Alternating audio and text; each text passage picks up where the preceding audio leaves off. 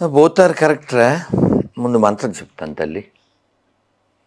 సర్వమంగళమాంగళ్యే శివే సర్వార్థ సాధకే శరణ్యే త్రయంబకే దేవి గౌరీ నారాయణి నమోస్తుతే.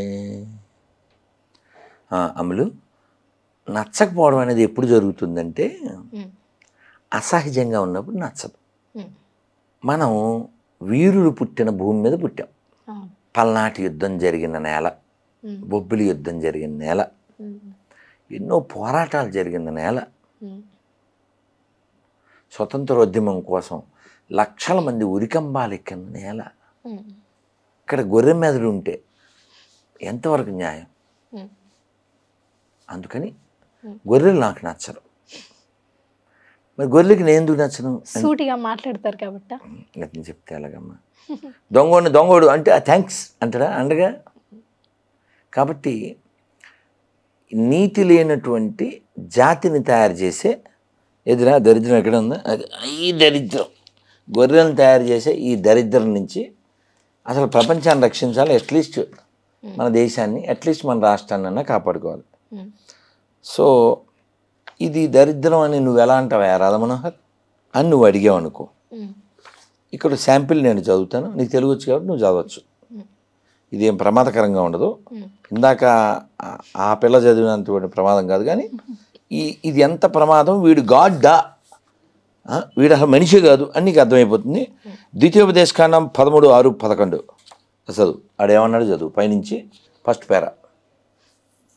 నువ్వు నివసించుటకు నీ దేవుడైన యెహోవా నీకిచ్చిన పైదేనా పై చదువున్నాను పైనుంచి పైది. నీ తల్లి కుమారుడే గాని, నీ సహోదరుడే గాని, నీ కుమారుడే గాని, నీ కుమార్తెయే గాని, నీ కౌగిటి భార్యయే గాని, నీ ప్రాణ స్నేహితుడే గాని, భూమి యొక్క ఈ కొన మొదలుకొని ఈ కొన వరకు నీ కొన వరకు నీకు సమీపంగా ఉండగలిగిన, నీకు దూరముగా ఉండగలిగిన, నీ చుట్టూ నుండి జనములతో దేవతలతో నీవును ప్లీజ్ నీ పితరులను ఎరుగని ఇతర దేవతలకు పూజించని రమ్మని రహస్యంగా నిన్ను ప్రేరేపించిన ఎడల వారి మాటలకు సమ్మతించకూడదు.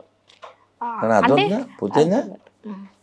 ఇప్పుడు నీ తల్లైనా నీ అంటే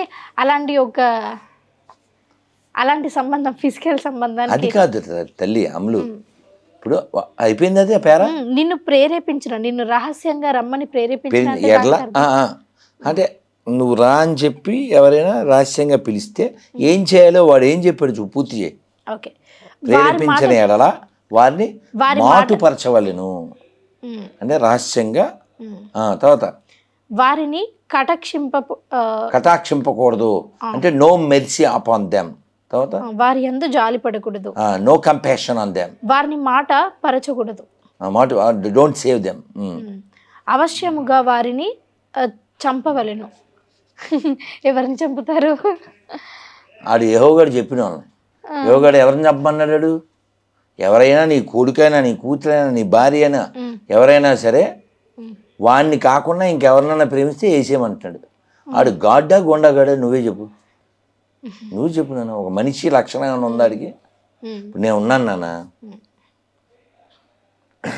ఇక్కడ రాముల వారి ఫోటో పెట్టి పక్కన యేసు ఫోటో, వాళ్ళ ఖురాను 3 పెట్టగలను.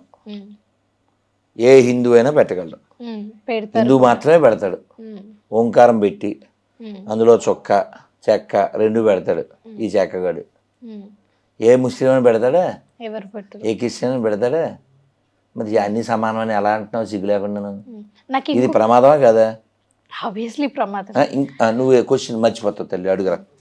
కాదు గురుగారు, ఇప్పుడు మీరు చెప్పాక నాకు ఇంకోటి గుర్తొస్తుంది. నార్మల్గా ప్రేమకి గుర్తు అంటే తాజ్ మహల్ చూపిస్తూ ఉంటారు కదా. అంటే నా సందేహం ఏంటంటే తాజ్ మహల్ని చూపిస్తూ ఉంటారు, కానీ జనరల్గా అయితే మన పురాణాలలో సీతమ్మ వారి కోసం ఒక సముద్రం పైనే ఒక రామసేతు కట్టారు.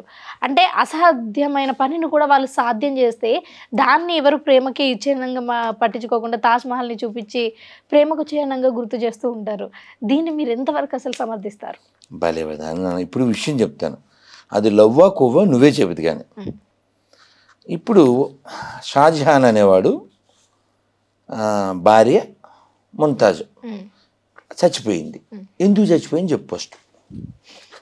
నాకు అంతగా నేను ముస్లిమ్స్ పట్టించుకోను. అలా కాదు తల్లి, ఒక జంతువును వాడినట్టు వాడడం వలన 14వసారి కనలేక చచ్చిపోయింది. ఒక స్త్రీని 14వసారి కనేలా చేశాడంటే వాడు అసలు మనిషి అంటవా? ఆవిడ 14వసారి కనలేక చచ్చిపోయింది. ఇంకో జోక్ ఏంటంటే ఆవిడ చచ్చిపోయి వారం గడవకుండానే ఆ అమ్మాయి చెల్లిని పెళ్లి చేసేసుకున్నాడు. అసలు ఇందులో లవ్ అనే టాపిక్ ఎక్కడ ఉంది? అది పాయింట్ ఇక్కడ. అది కొవ్వా లవ్వా నువ్వు చెప్పు. ఒక స్త్రీని 14 సార్లు కనేలాగా కంటిన్యూ వాడేసి అందులో అసలు ప్రేమకు సంబంధం ఉంది. నెంబర్ 1 తాజ్ స్టోరీ అని ఏదో మూవీ వచ్చింది, త్వరలో రిలీజ్ అవుద్ది అనుకుంటా. అది తేజో మహాలయము అని శివాలయం. నన్ను ఆక్రమించారు. మేము ఢిల్లీ వెళ్తున్నాం. ఢిల్లీలో కుతుబ్ మినార్ చూడాలి. ఎప్పుడు టైం ఉండి చావట్లే, ఈసారి కుదిరితే చూస్తాం. కుతుబ్ మినార్ దగ్గర ఆ కుతుబ్ మినారు దాంట్లో ఎలా కట్టారో రాసి ఉంది. కేకే మహమ్మద్ గారు చెప్పారు, నేను కాదు, అని ముస్లిమే చెప్పాడు. 27 దేవాలయాల నుంచి అన్నీ ఎత్తుకొచ్చి ఆ దేవాలయాన్ని కూడగొట్టి దాంతో కట్టారు. అందుకని నేనేమంటా అంటే ఇలా ప్రేమ వద్దు, ఇలా మాతం వద్దు. మనకు ఆల్రెడీ మనల్ని ప్రేమించేటువంటి కృష్ణ భగవానుడు ఉన్నాడు. కృష్ణుణ్ణి విషం ఇవ్వడానికి వచ్చింది ఎవరు? ఒక ఆవిడ పేరేంటి? పోతన. విషం ఇచ్చిన వాళ్ళకి ఎవరన్నా ఏమిస్తారు అంటే ఏదో ఒక పగ తీర్చుకోవాలి. కానీ ఈయన విషం ఇస్తావా? నాకు విషమైనా ఒకటే పాలైనా ఒకటే ఇచ్చి అని పాలు తాగేశాడు, విషం తాగేశాడు. ఆవిడకి మోక్షం ఇచ్చాడు. అది కదమ్మా దయ అంటే. అవునా? ఈడేంటి ఎవడో నేసేయి అంటాడు. వీడు గడ్డగుండగడు కదా. ఇప్పుడు ఇంకో విషయం చెప్పనా, ఈ గొర్రెలందరికీ తెలుసు వాళ్ళు రాంగ్ ట్రాక్లో ఉన్నారని, కానీ వాడు అందులోకి వెళ్ళిపోయాడు. ఎలా బయట రావాలో తేలదు. వాడికి ఈగో ప్రాబ్లం. అర్థమైందా? ఇప్పుడు మన అమ్మ వాళ్ళ చెల్లి మనకేమవుతుందమ్మా? అమ్మ వాళ్ళ చెల్లి చిన్నమ్మ అవుతుంది, అంతే కదా, పిన్ని.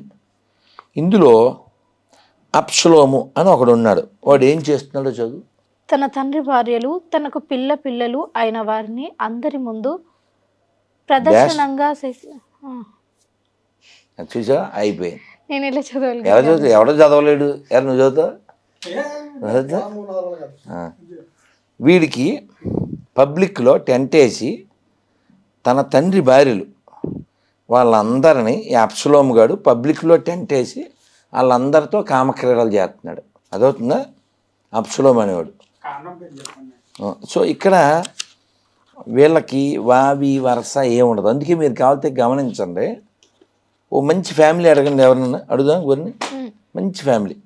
ఇప్పుడు మనకు మంచి ఫ్యామిలీ అన్నాం అనుకో, వెంటనే జగత పితరవు వందే పార్వతీ పరమేశ్వరం మనం చూపిస్తాం.